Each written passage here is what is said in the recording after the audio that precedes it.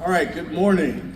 Good morning. Let's try it again. Good morning. Good morning. There we go. There we go. On behalf of the Atlanta, Milwaukee, and San Antonio flight-based crew, I'd like to welcome you to the first session of NATCON 2024. We are so excited to be with you this morning. Before we go deeper into our presentation, I'd like to give the opportunity for all of us to tell you who we are and what we do for our organization, and then we'll get moving. And I'll start with the best lady in the room in the middle. So good morning to you all. Some of you, as I was walking around the room, just to meet you all. Hi, Frank, I didn't see you. Just walking around the room just to get a chance to meet some of you all and just say hello. I'm Beverly Watts Davis. I live in San Antonio, Texas, and I'm the senior vice president there. And so I just, I come from this field, been in this field now. This is going to date me, so this will tell y'all how confident I am, the fact that I'm getting ready to say this. But I've been in this field for about 40-something years and have watched it really pretty much from the prevention side to seeing it flow all over. I did I did my time in Washington at SAMHSA. It was over the Center for Substance Abuse Prevention and later was a senior advisor to the administrator. So did a lot of work in this field and on the ground, just working to change, lots of change laws. So part of, hi, oh my goodness, I see you guys back there. But part of this is working in advocacy. So in Texas, really I kind of got very deep into this work because when I was very young in my career, I really worked to actually create the first 12,000 treatment beds in our criminal justice system. And when they say, when you go to Texas and you're looking for justice, that's what you find is just us. And so it was absolutely time to really make some changes. And then worked on the drug-free communities legislation, worked on access to recovery, worked on the Minority AIDS Initiative, and led the White House Committee on HIV and creating our 2020 plan for the nation. So I come at this from all kinds of ways because I really believe in continuums, and I'm at the point of my career, and as are many of you, where I really want to see people get well, not just better. I want to repeat, I want to see them get well, not just good. So I'm looking forward to talking with y'all. Good morning. Good morning, Travis Landry. I'm the Regional Vice President for West Care, Wisconsin and Milwaukee, Wisconsin. We started off doing a lot of prevention in Milwaukee, and we really didn't get involved into treatment and mental health until it became relevant. You really don't know you need mental health until you need mental health, or you have a family dealing with mental health or substance abuse. And then when it hit home, you start to realize, I gotta do something to help people if that's where your heart and your passion is. I like how the man said this morning that, when people talk about, I just love working with people, that is so vague. That's so vague. I always tell my staff, I really don't like working with people. I'm really an introvert. I don't like people. But I love it. And I love the work that we do because there's so many people in our communities that are affected by mental health and substance abuse, and they just don't know how to be guided. They don't know where to go. They don't know where to get help from. They don't know how to. They don't know what to. They don't know when to. So it's our responsibility, once we are educated, to educate. And that's why I love doing what I do in Milwaukee. And I love working with people. I just don't like people. And I love it because I can help guide you to where to go or provide the service for you. Because there's not one time someone can knock on our door in Milwaukee or open our door and say they're looking for some services, and we send them somewhere and they don't follow through. And they come back saying, you sent me to these people and they didn't follow through, I have no help. We have to create that help so people can be handheld to get what they're asking for, because we have to meet people where they are. So that's what we do in Milwaukee.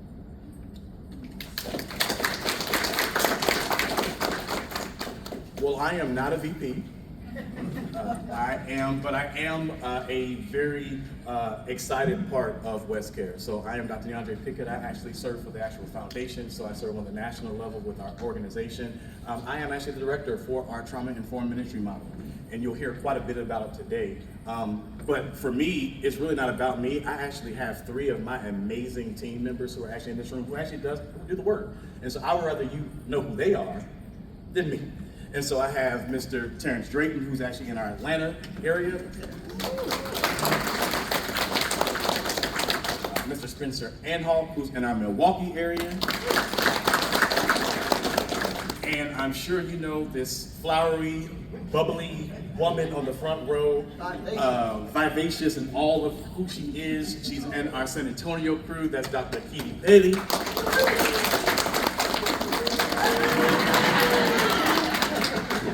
As I said. And they are the real reason why this work is important.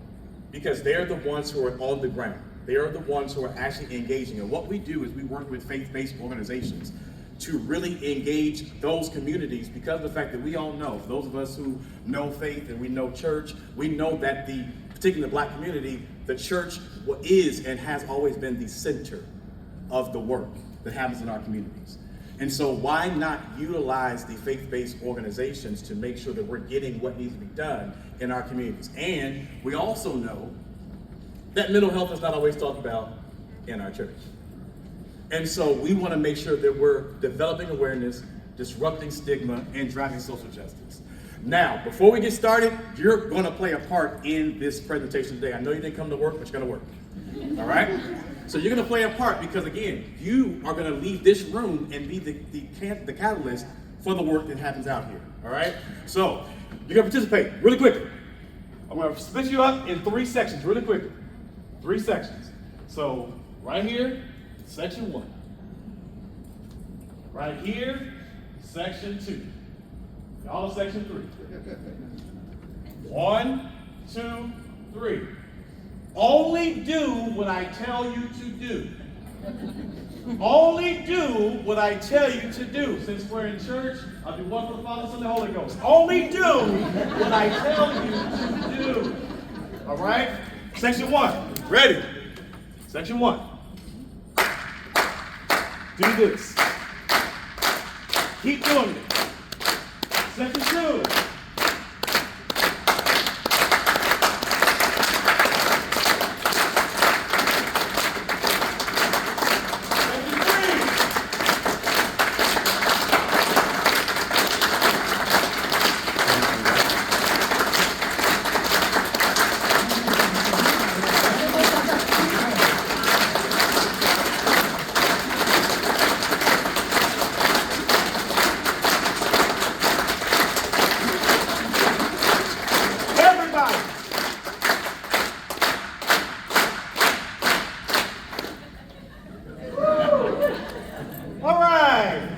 Ask a couple questions. How many felt that was the easiest thing you've ever done in your life? Or it's pretty easy, okay? How many said it wasn't necessarily hard, but it wasn't necessarily easy? How many said, I don't know what the hell I was doing? So, first of all, it showed. Secondly, there's a couple other things I noticed. Number 1, I noticed that for some of you, the easy, when it was easy, you got bored. When I moved over here, some of you had it, but you messed up when you started looking at other people. And then y'all.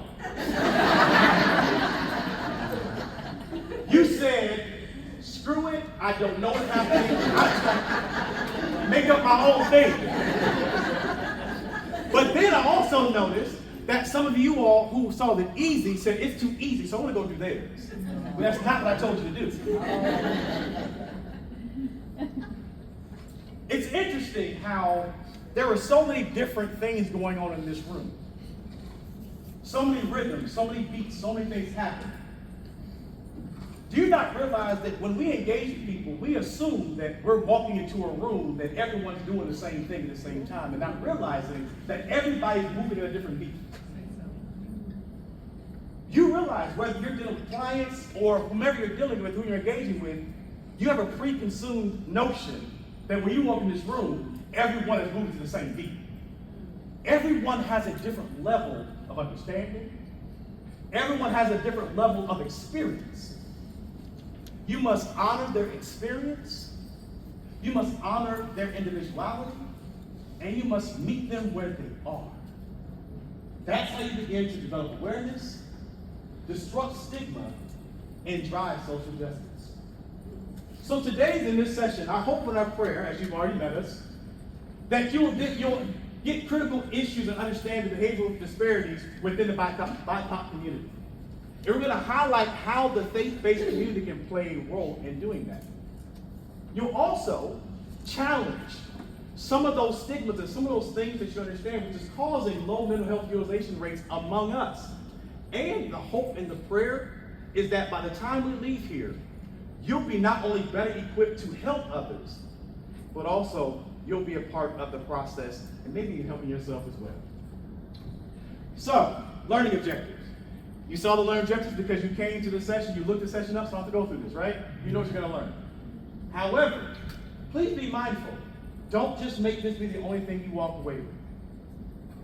We give learning objectives so that you can get your credits, right? But we want to make sure that you just don't leave here with this. When you leave here today, I want to make sure that you come up and tell us one thing that you got that had nothing to do with that. Because that is what lets us know that we've made an impact. So, this is important to me. Safe spaces can only be accomplished when brave spaces can be created. I'll say it again. Safe spaces can only be accomplished when brave spaces can be created. So I'm asking everyone in this room today to be brave enough to absent yourself from the obvious. Break down everything that you've thought about, throw it out the window. Because we want everyone in this room to feel comfortable and safe and know that this is a safe space for you. How many of you all believe that you know every single thing in the world? Since you did not raise your hand, that means you have something in you that can be learned from, right? And so that's why stay brave enough to know, I don't know it all. There's another quote. I coin a lot of phrases. And this is why this phrase I'm about to quote is so important. Because when you're doing this work, you have to let go of your ego. And do you not know an untamed ego can destroy the overall mission? An untamed ego can destroy the overall mission. Why? Because of our mindset. And when we get to the end, you'll understand that. So a couple of statistics about the BIPOC community, and particularly at mental health. As you see, two more races, 24.9, are more than likely to report having a mental health disorder within the past year than any other race and ethnic group, followed by American Indian, Alaska Natives, white, and black. Black American adults are 20% more likely to experience serious mental health problems, such as a major depressive disorder or generalized anxiety disorder. And although rates of depression are lower in blacks and Hispanics than in whites, depression in blacks and Hispanics is likely to be more disabling and persistent. Also, just because someone does not report it doesn't mean it's not happening. Just because it doesn't report it. How many of you all know someone who has dealt with some type of mental challenge or mental health illness, but they've always said, well, I've always been taught what goes on in my house stays in my house, so I ain't gonna say this. What happens though when that thing that's in the house is the thing that's hurting you? What happens when you can't get away from that thing and so you're scared, so you've built that resistance? We've been told that we don't do therapy. White people don't mean to, I'm gonna say something and I'm not gonna throw you off. We always hear therapy for white people. We hear that. Therapy is for anyone who needs the help to get what they need. But again, we'll talk about driving that stigma, right? Sorry. So, developing awareness. Let's talk about what does developing awareness look like. The first thing is the education information. Increasing awareness begins with providing accurate and accessible information about mental health conditions, their causes, symptoms, and treatment options. This includes promoting general knowledge about mental health, well-being, as well as addressing specific issues as stress, anxiety, depression, and more. This did not say your opinion matters. It did not say that. We said driving accurate information. When you are doing this work, when you're working in mental health first aid, you are a mental health aid first. You're a mental health first aider first. Your opinions about something does not matter. Fact matters. That's one of the reasons why we have this misconception that we don't get the help we need, because we do not provide accurate and accessible information. Now, I did this presentation a couple of months ago in Nevada, and I told my counterparts who don't look like me in the room, because I was the only person of color in the room, I told them, I said, you still can be very accessible to this. Why? Because you can use your influence to bring about change in your community. Why? Accessible information. A lot of times, it's not the fact that we don't have it, it's just not accessible to us.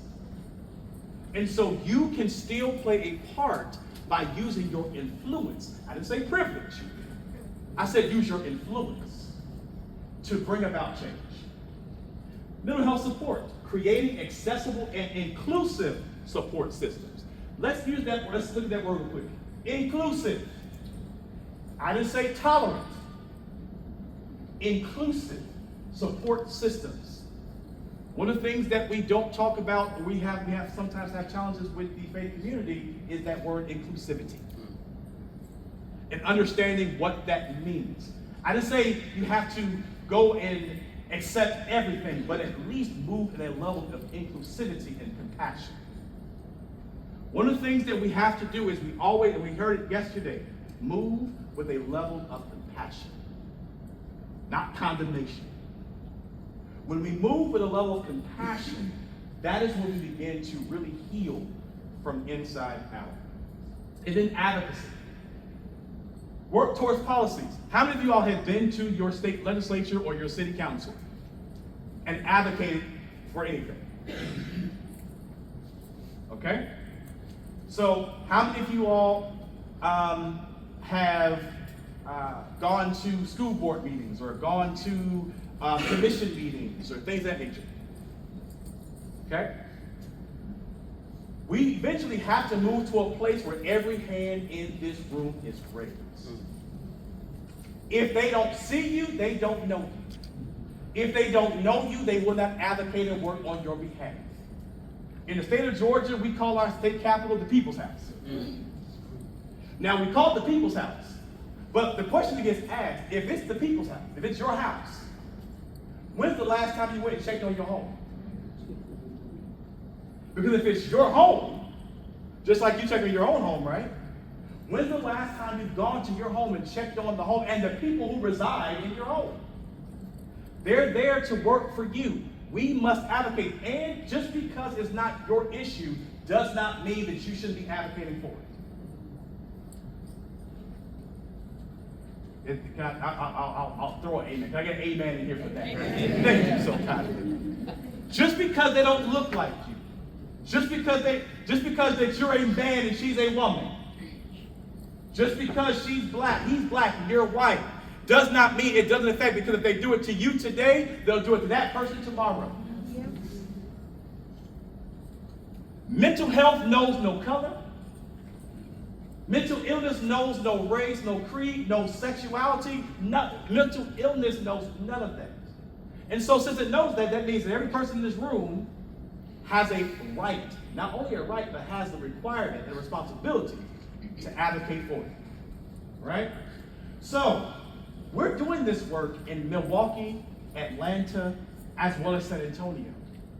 And so, as we go through this process, and I have my timer on, so you may hear it go off, I'm listening to the times. I know we started late, but I'm also a sticker for time, so I'm trying to rush through it a little quickly. If you want to talk to us later about it, we can. And I don't want to shortchange, but I also want to make sure we stick to a good time. But I want to give the opportunity for Ms. Beverly and Travis to talk about this, developing this awareness in what it looks like in the communities that they're serving and the communities that look like yours.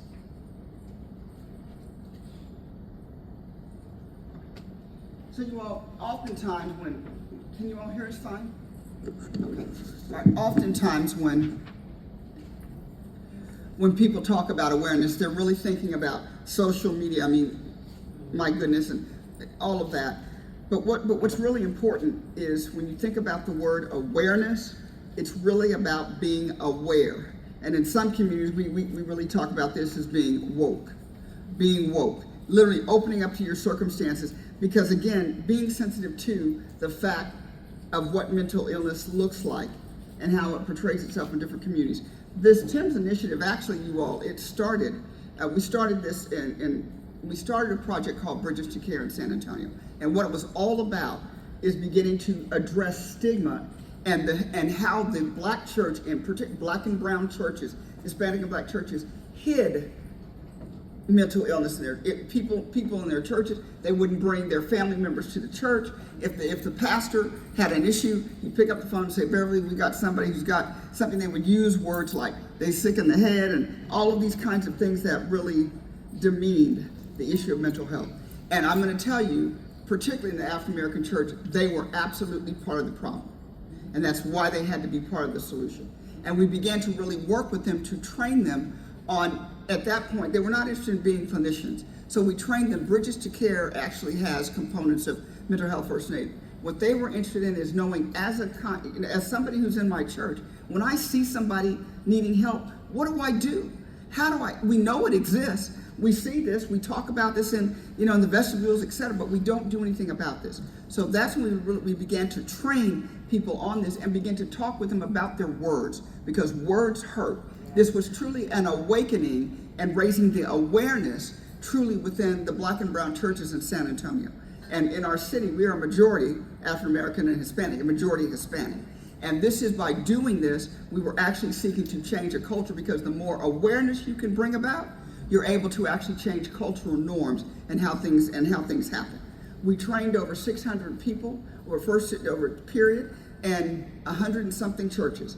And it helped to create what we have seen, this movement in our community to begin to really address mental health better. For the first time, and this is where the advocacy, something that both these two talked about, our advocacy in my part of town, which really has the most disparities, the least resources, all of that, all of the we don't have. But we were very successful in getting our mental health authority, who never darkened our doorstep on the east side. They had served every other place, had offices in every part of our community, with the exception of the east side. And so by changing by helping increasing awareness, changing people's attitudes, we were able to pack the city council and pack the county commission. And I was so very pleased, but our mental health authority opened up their office, and they were just amazed, because they thought, no one's gonna come. They were packed on day one, and they've been packed ever since. So this can work, and that is what awareness into action. In Milwaukee, Milwaukee is one of the most segregated cities in the state, in the country. We separated by the bridge. The north side is African Americans, the south side is predominantly white people. We had to make sure we open up our social capital to everyone. If you live on the north side, you have no social capital. You really driving down a one-lane highway, and you have access to nothing but what allowed to come in to give you the access. You go to the south side, you have access to everything under the sun. I like telling stories, so I'm a storyteller. I love data, but I'm a storyteller. In 2020, I got shot. First of all, let me say this. I drive a Hellcat. Anybody know what a Hellcat is? Okay. I drive a Hellcat. I'm not supposed to drive a Hellcat in my community. If I drive a Hellcat in my community, I'm a drug dealer. I'm someone that's doing something that shouldn't be doing something positive. That's just the way the community thinks. So we have to provide transformational change, including social capital, to our community, so that they can have the access to a Hellcat, just like I have the access to a Hellcat. All I did was save my money and bought a Hellcat. That's it. I just saved my money. I didn't do anything special or nothing out of the norm. So in 2020, I got shot. And when I went to the hospital and tried to get better care or get service for being shot, they gave me the handoff, like the man was saying earlier today. It was very unloving. I got handed off from the detective even came into the room and said, "Why you didn't shoot back?" And I said, "Because I don't shoot people." He said, "Well, can I go search your car for a gun?" I said, "I don't carry a gun." So, like, to me, this is common sense, but in my community, it's not common sense. So we have to open up our social capital, because mental health is real, and it starts with our pastors and our faith base, because everybody runs to their pastor. I ran to my pastor. You know what he said to me? He said, "It's been 3 months. You only got shot in the arm. You ain't better yet." I said, "Really? I am not worshiping you, and I'm not coming to see you anymore." Because this is the stigma that we have in our communities. We think our pastor have the answer to everything, and I always tell everybody, a pastor is just the person who teach the Bible. That's all. You know, we all are pastors. If you speak the gospel, you're a pastor. That's all. So you got to make sure that when you go to people, they're educated on what they should be training you in, so that you can get the proper help that you need. Because you don't know you need mental health until you need mental health. Now I'm supposed to be a predominant person in my community that everybody know me, right? That's what I'm supposed to be. But until they found out who I really was, I was treated very unloving. But once they found out, they jumped right over to the love needle. Now everybody wants to talk about this, and how did this happen, and why did this happen, and what happened. But you wasn't caring when I was just a person who went into the surgery room to get a bullet taken out of his arm. You didn't care. But now that you realize who it was, you care. And that's unfair. That's why we have to make sure we educate our faith-based and everyone involved in mental health and substance use disorder, because I threw that in there. After that, that's when I was able to start a clinical division in Wisconsin, because I started to realize how bad mental health really was, and how many people are affected from it, because if I didn't know anything about it, but then at the same time, and I'm going off my paper, but I just give me 1 second. Can I get a second? Yeah. But even then, I realized how important health was, because I didn't know what an FSA was. I never had to use that. I never had to use an HSA. I never had to tap into my medical benefits, because I didn't need it, and I didn't know what it was. Now I know what all that is, and I'm trying to educate. We're in Wisconsin trying to educate everybody on what FSAs, HSAs, primary care doctors, telehealth services, whatever it is you may need, especially men, because we guilty. We need our women to help us, because y'all go to the doctor for a headache. Y'all pinky finger will hurt, and y'all will go to the doctor. We really got to get shot or get some serious stuff done to us as men in our community for us to really go to the doctor. And at the same time, we're not going to do the aftercare, and we're going to keep walking past this trauma time after time again, and it's right in our face, and it gives us back our stigma that we have, and the PTSD, and all of the things that we have to deal with, and we don't take care of it, and we're dealing with it on a day-to-day basis every time we walk past it, and we got to stop that. So that's why the TIMM's model is very important to me in Milwaukee. Okay, I'm done. I'm sorry. No. So we didn't practice this, but he led into the next portion. So didn't practice that. But going into this idea and the driving the social justice aspect, one of the things, and I'm actually going to just do a brief overview, because this is something where Travis shines heavily when it comes to that driving social justice and mental health, and driving social justice in the community, because people don't identify what connecting social justice to mental health.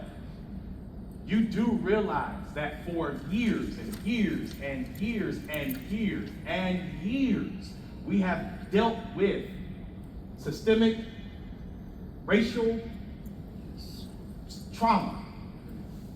People call it drama, we call it trauma. Because people, when people say you're being dramatic, no, I'm just traumatic. I've dealt with systemic trauma. I've dealt with life trauma. Young people say, life is life. Life is gonna life. First of all, let me go off script like you. Allow life to life. I'm gonna say it again. Allow life to life. You're allowed to go through something. Let me say that again for the people in the back. You're allowed to go through something. And it's okay to go through it in the way that you're going to go through it, as long as you go through it. Because the problem that we run into is we expect people to go through things a certain way, and that stigma that we have, that you must do it this way. But it's our responsibility to help them along that journey, right? Recognize the intersectionality. Acknowledge that mental health experiences intersect with other aspects of people's identities. We have to understand that the reason why, and it's his, race, gender, sexuality, social, economic status, you have to understand that there are so many things. The reason why, for instance, a lot of people unfortunately don't go to our churches because unfortunately some of our pastors are still using the pulpit as bully boxes.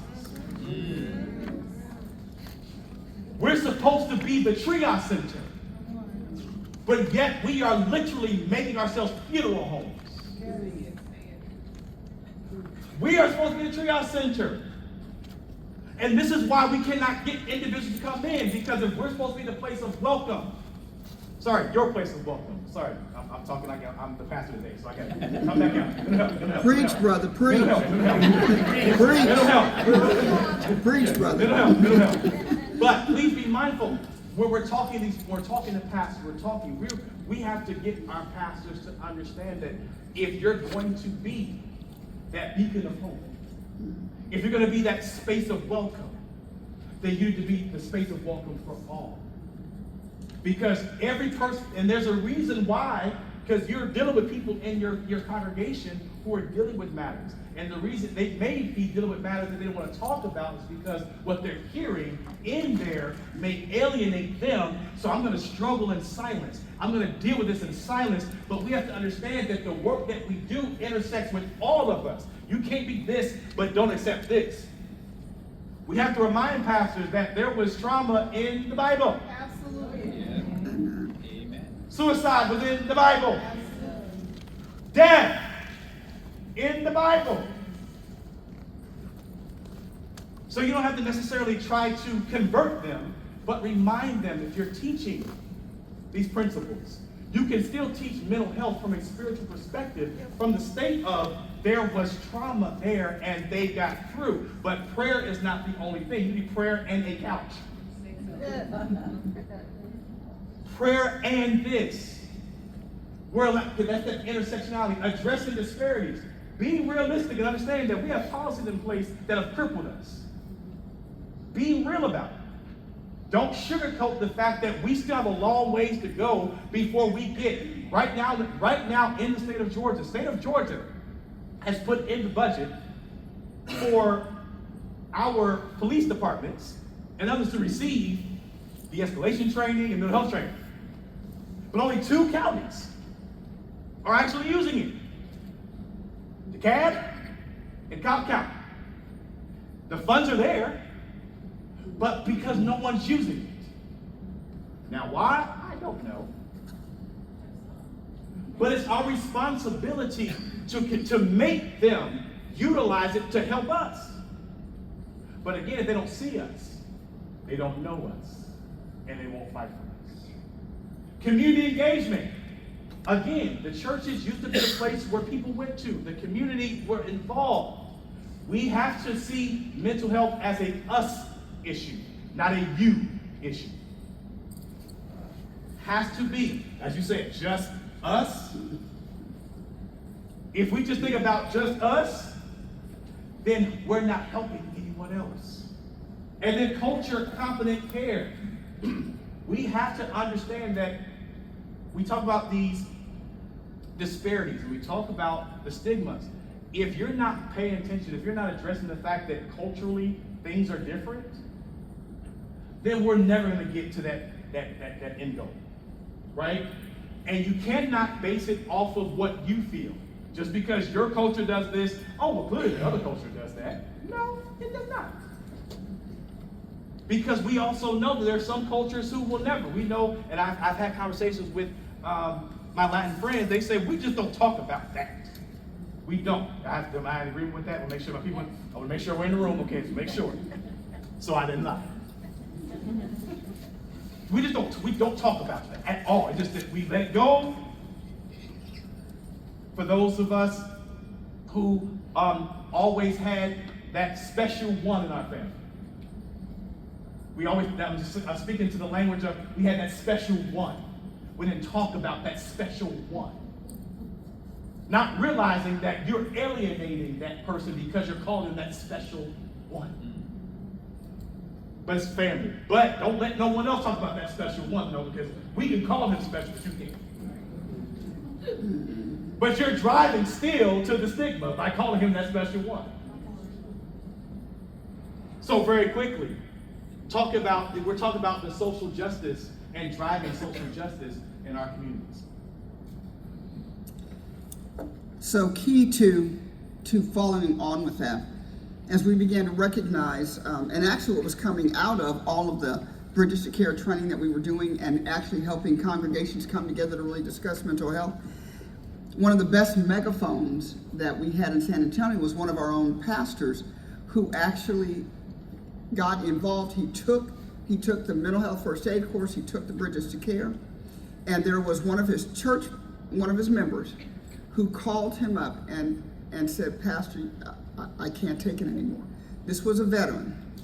He was in a business, his business was failing. He literally, on that day, closed up his business, bought some guns, and he was headed to his home to kill himself and his family. He happened to pick up the phone and call this pastor who had been through the training. And the pastor was able to make an appropriate referral, get him quickly to the Veterans Hospital, get him the immediate care, and work with his family after that. He was the best megaphone that we had about talking about this. After that, I had so many pastors who called the calls, and again, I called Dr. Petty and said, listen, we got to have more training on this. I need you to do this, and she was right there. And literally, we began to start training all over the communities. And what was really wonderful, what has been really happening wonderful about this, you all, is that after the training, there comes an awareness about this should be a way of life. You know, social justice really, in my opinion, means just truly available mental and behavioral health care for everyone. And not only was it not available or accessible in my community, it wasn't seen as something that was the norm. That we were helping to change the norm. And what was really wonderful, Dr. Petty does a podcast or a webinar, one of those things when you get on the computer. Okay. and she talked, you know, I don't do Flappy Birds and Tweety and all of that stuff. I don't even do Facebook. So, but she began to do the thing on the computer, the podcast and stuff. And what that has grown is called Matters of the Mind. And then from her, the bishop actually began his podcast called Bro Talk, to talk to men about truly about mental health and advocating. When we talk about social justice, you all, please forgive me, but some of you are not going to be able to relate to this. But those of you who do relate to this will know what I'm talking about. There are people in our community who look like me, that when you go into the doctor, you actually have to advocate for your health, or you will not get it. You have to argue with the doctor to not take more than 2 minutes with you, and to not question you about whether or not you on Medicaid or Medicare.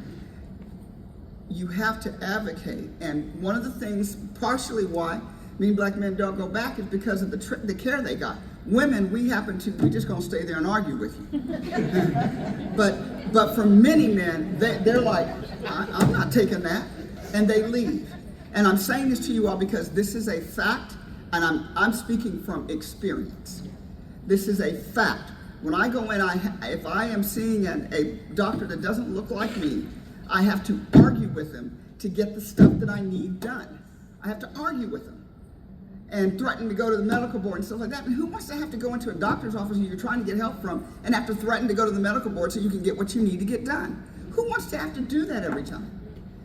But it is a common practice. I'm glad that many of you in here have never had to experience that, but you do need to know that does go on in our community. So when you start talking about having to get people access to mental health, you can imagine why they for sure that has not happened in our communities. But I do want you all to just know that as we talk about social justice, this has begun to be a movement in San Antonio.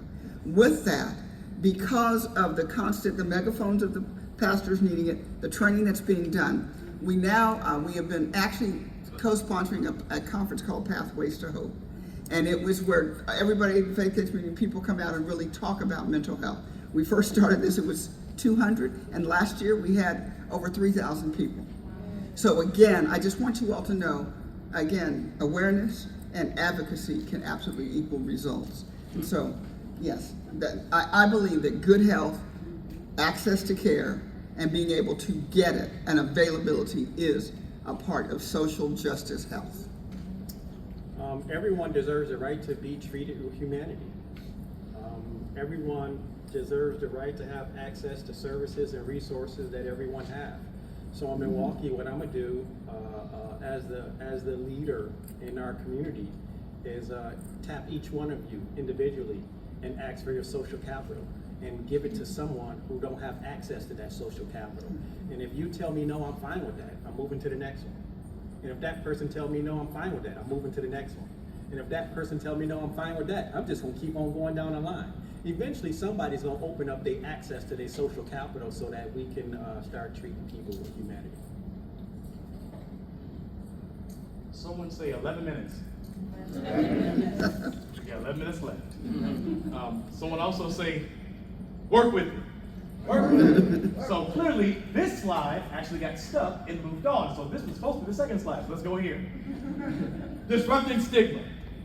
Now, this reason why I did not want to miss this slide is because of the fact that there are some key things that you have to, because first and foremost, we must know that in everything that we do, language matters. Our words, you've heard it time and time again, words matter. And so because words matter, you have to be careful about what comes out of your mouth. Not just what you say, but how you say it. It's very clear. And it's always not what you don't say. Sorry, what you do say. It's what you don't say. And so a lot of times people have to understand when they say language matters, nonverbal language matters as well. Because if you don't speak up for something you should be speaking up for, that says a lot as well. That's why I said at the very beginning, we have to be mindful that it affects us all. And if you stand by the sideline and allow it to keep happening and you won't say anything, then you're just as guilty as the person who spoke the bigotry and the loudness of the ignorance, because you did not say anything as well. Now, but we also have to be mindful that you have to be careful, because if you know that something is triggering and alarming someone, if you know it and you continue, we have to change our terminology. The terminology is changing often. We hear a lot of times people say, well, they committed suicide. We don't use that phrasing anymore. Attempted suicide. A lot of times when we use these terminologies, we connect these things to as if someone is dealing with an illness connected to something else. So we say we're battling cancer, right? We put positive things towards the illness of we're fighting over, but when it comes to things in the mind and mental, it's almost like it's a disease. We run away from it. They're struggling with it. They're struggling with mental illness. I'm not struggling, I'm dealing with something. I'm not struggling. Why create a negative connotation? The reason why I can say battle is because I've battled cancer. Actually 3 times. Not one time, though, did I equate my battle, because at the end of the day, in my mind, I was always in the mindset of I'm going to overcome that. So why can my mindset not be I'm going to overcome this depression I'm dealing with right now? Why can't my mind be I'm going to overcome this thing? So we have to put the same energy into our mental health as we do with our physical, right? Encourage open conversation. We said that safe space, right? If you're talking negative all the time about something, do you think somebody's really going to come and talk to you about something? I think it was mentioned yesterday about the kind of conversations that we have. You have to create a space where people feel comfortable. And if you're not that person, that the person feels comfortable, encourage them to go talk to someone else. Don't be that person. If they're really having a moment, you know what, I can't be that person for you today, but he can. Invite him up, because I don't want to be the thing that takes you over. But in that open conversation, you have to remember, allow your space to know that you're going through something that day as well. And you don't have to be everything for everyone at that exact moment. Because you do realize if you're not in a good space to help that person, then all you're doing is adding to the trauma to that person. And the last thing, challenge stereotypes. Self-explanatory. Challenge the stereotypes. Go against the grain. It says address and challenge them the misconceptions. At the end of the day, it's our responsibility, and I'm going to give the floor to both of them. It's your responsibility to, at the end of the day, if you've heard something that was misconstrued, to address it. Make sure you address it. You don't want to be misrepresented, right? Because at the end of the day, all we have is, for the most part, our name. And every one of us knows, if you talk about, well, I'll talk about me.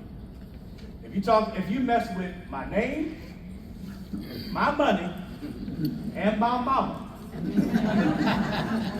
we got problems. So if I'm going to address those, then that means I also need to address anything that's going to affect those three things, because I protect those, which includes my mental stability. Challenging stigma.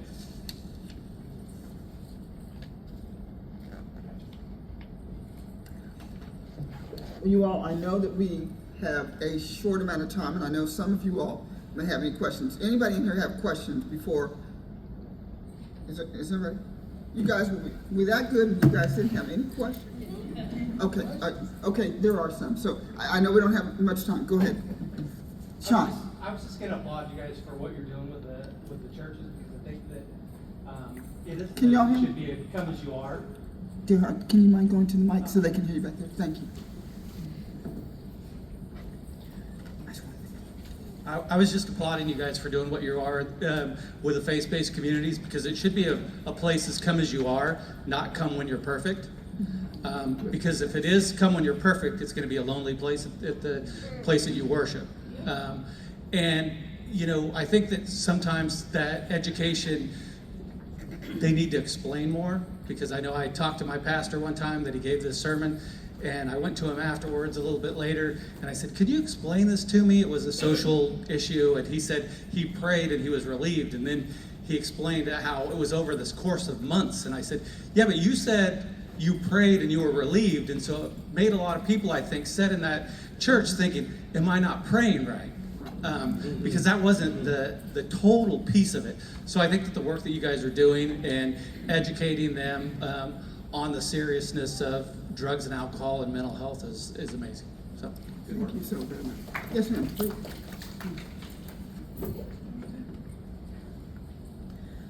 I feel very inspired to bring this back to my communities. I'm from Walla Walla, Washington. I work with Walla Walla and Tri-Cities, two cities in Washington that have a huge disparity for substance use issues. And so my program really is trying to address that with the youth.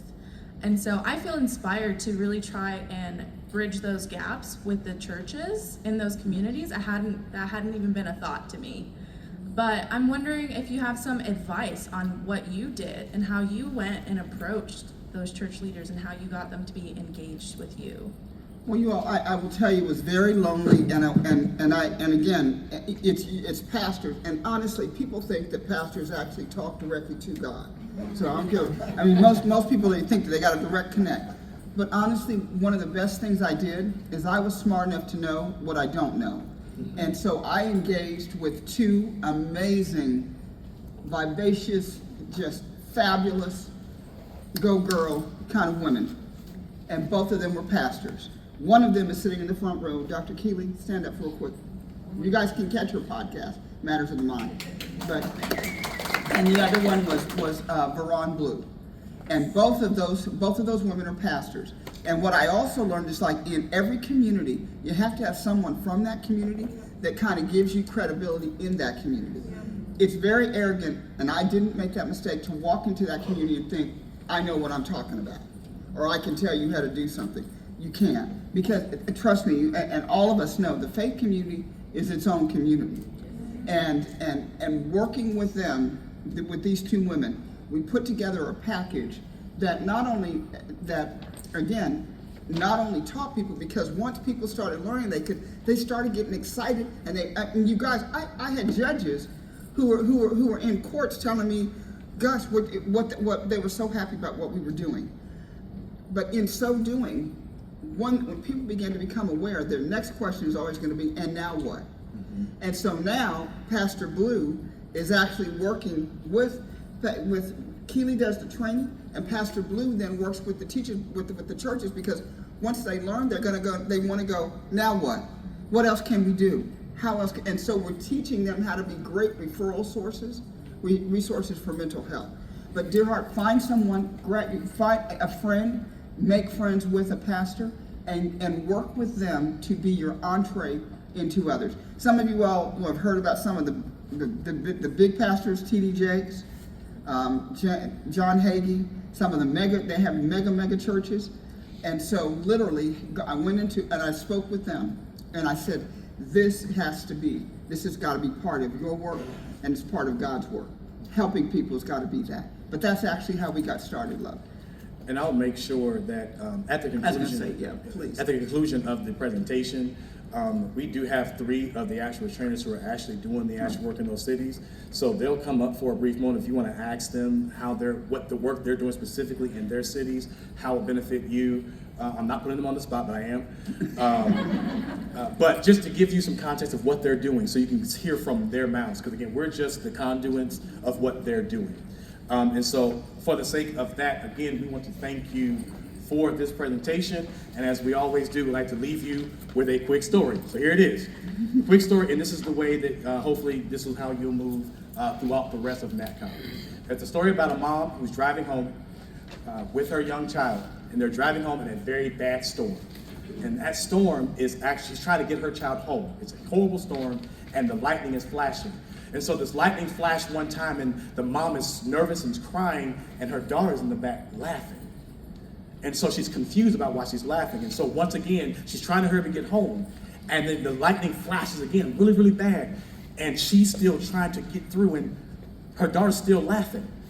And so once she's just really confused, and so at this last, she gets to the stop sign, the lightning flashes again, and she's just out of her mind because her baby girl is in the car, she's trying to get her home, and the lightning flashes again, that daughter's still laughing. And so the mom, as curious as can be, turns around and says, baby, it's storming, it's lightning, it's scary out here. Why are you laughing? She said, oh, Mom, you didn't know? God is taking my picture. And so I need you, as you go through this NATCON, as you go through the work that you're doing, in order for you to be able to do what you're doing, you have to change your mindset. You have to look at things not as they look, but as they can be. Because even after the storm, there has to be some sun somewhere. Thank you for coming to this session. We hope that you learned something from us today.